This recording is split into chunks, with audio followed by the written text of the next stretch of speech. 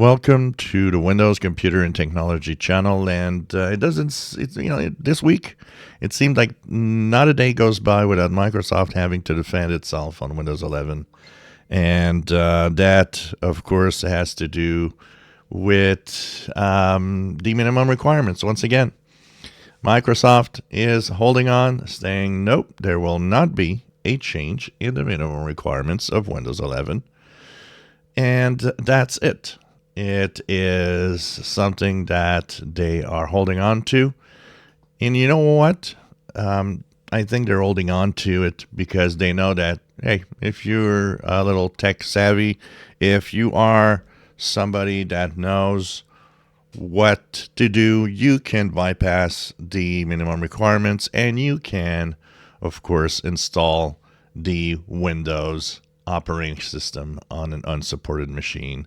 So, in fact, they're kind of probably saying, look, it can work on any machine. Just use your skills. And for the rest, well, which is a majority of people that don't have those skills, we'll just move on with a new machine or pay $30 next year or whatever for Windows 10. But clearly, it's kind of a little stubborn. I, for one, think that, yes, you know what? If I'd be at the head of Microsoft in the Windows team, and I would probably say, you know what? Okay, let's ease the minimum requirements for people that don't need them, which is people that won't use anything that has to do with TPM chips, and the processor can, go a little further back, or even at least, we told a lot of people there's quite a lot of comments today about how some users that have a TPM chip 2.0 on a 7th and 6th generation Intel, because yes, there are some that do, and that is, open up at least maybe that capability. Why don't you open it up to 7th and 6th? You're adding a couple of generations more. And maybe those people will want to move on to Windows 11 and accelerate the move.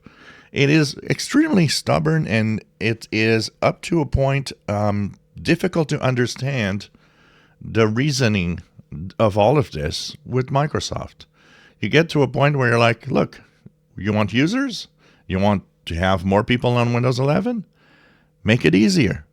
It's as simple as that. There's going to be anyways two types of machines. There's going to be the machines with recall, which are the Copilot plus PCs that will have all those big AI features. And there's going to be the regular folks. Well, let the regular folks use Windows 11 even on older machines. As simple as that. Today, again, they have to, send a blog post and saying that, there's absolutely no way that we're backing off on the minimum requirements. And this is an answer to a post saying, well, it seems like people don't want to go to Windows 11. Maybe part of it is the minimum requirements and part of the problem is that. I don't know. I think Microsoft should sit down and look at the whole big picture and decide, maybe do a few changes. If you enjoy my videos, please subscribe, give us thumbs up. Thank you for watching.